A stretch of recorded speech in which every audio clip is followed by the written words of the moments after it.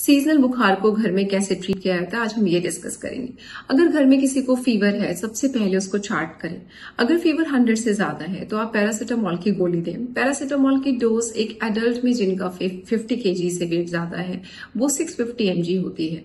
आप उसको 4 to 6 hours में रिपीट कर सकते हैं, जल्दी रिपीट ना करें, ओवरडोजिंग खतरनाक होती है। साथ में दूसरी दवाइयों का कॉम्बिनेशन जैसे कॉम्पीफ्लेम, वोविरॉन को अवॉइड करें। ये प्लेटलेट कम कर सकती है क्योंकि सीजनल फीवर ज्यादातर वायरल या डेंगू हो सकता है जिसमें प्लेटलेट वैसे भी कम होती है, तो ऐसी दवाइयों को जरूर अवॉइड करना चाहिए। सेकेंड सजेशन है कि एंटीबायोटिक्स ना लें। पहला दिन फीवर आया, कोई डायग्नोसिस नहीं है, पहले दिन से एंटीबायोटिक खाना बिल्कुल भी सजेस्टिव नहीं है। हो सकता है सिंपल वायरल और आपको एंटीबायोटिक की जरूरत ही ना हो, तो एक दिन तो कम से कम आपको वेट करना चाहिए, सिम्टम्स को आने देना चाहिए।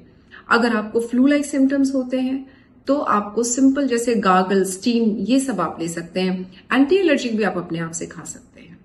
नेक्स्ट डे अगर कोई और सिम्टम्स डेवलप होते हैं जैसे यूरिन में जलन है, जोड़ों में दर्द है, तो आपको इमीडिएटली डॉक्टर से मिलना चाहिए।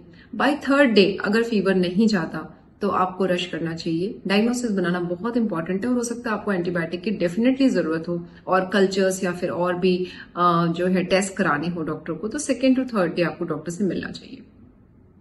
वार्निंग साइन की अगर हम बात करें कि कौन से ऐसे वार्निंग साइन है जिसमें हमको इमीडिएटली डॉक्टर के पास रश करना चाहिए डे 1 के फीवर में भी, स्पेशली एक्सट्रीम्स ऑफ एज जैसे कि छोटे बच्चे या फिर एल्डरली या जिनको कोमॉर्बिडिटीज हैं जैसे कि ब्लड प्रेशर या फिर कार्डियक इलनेस, डायबिटीज या किडनी बीमारी, लिवर की बीमारी, ऐसे लोग जो डायूरेटिक पे हैं, ऐसी दवाइयां जो शरीर से पानी निकालती हैं, आप जब भी अपने डॉक्टर से मिलने जाते हैं नॉर्मल कंसल्टेशन के लिए आप उनसे पूछिए कि क्या ये डायूरेटिक पे है। डायूरेटिक पे अगर पेशेंट होता है और फीवर या वॉमिटिंग होता है, ऐसे केसेस में सोडियम की मात्रा कम होने से स्पेशली इंडिया में पेशेंट काफी सिक हो जाते हैं और घर वाले समझ ही नहीं पाते कि हुआ क्या, तो ऐसे लोगों को रश करना चाहिए डे 1 ऑफ फीवर में भी। दूसरा डेंजर साइन है अगर पेशेंट की खाने की हिम्मत नहीं है, अगर वो पानी भी नहीं पी पा रहे, हाइड्रेशन मेंटेन नहीं कर पा रहे, किसी भी कारण से भूख नहीं है, इच्छा नहीं है या वॉमिटिंग आ रही है, तो आपको इमीडिएटली रश करना चाहिए क्योंकि फिर डिहाइड्रेशन एक प्रॉब्लम क्रिएट करता है बाद में जाके, और वॉमिटिंग विद फीवर के कॉजेज वैसे भी इंडिया में डिफरेंट होते हैं।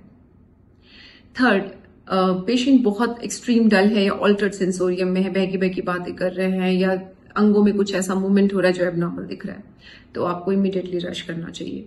एक्सट्रीम पेन जैसे पेन अब्डोमेन में पेन हो रहा है या एक्सट्रीम जॉइंट पेन हो रहा है, आंखों में बहुत तेज दर्द है या सर में एक्सट्रीम दर्द है, ऐसा दर्द पहले कभी नहीं हुआ, ऐसे दर्द को अवॉइड नहीं करना चाहिए। ऐसे केसेस जैसे डेंगू में भी देखने को मिलते हैं, वो कॉम्प्लिकेशन के साइन होते हैं, तो ऐसे में आपको मिलना चाहिए।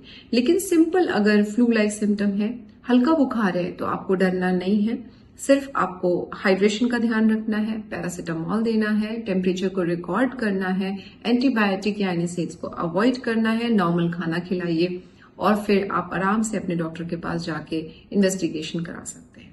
Thank you.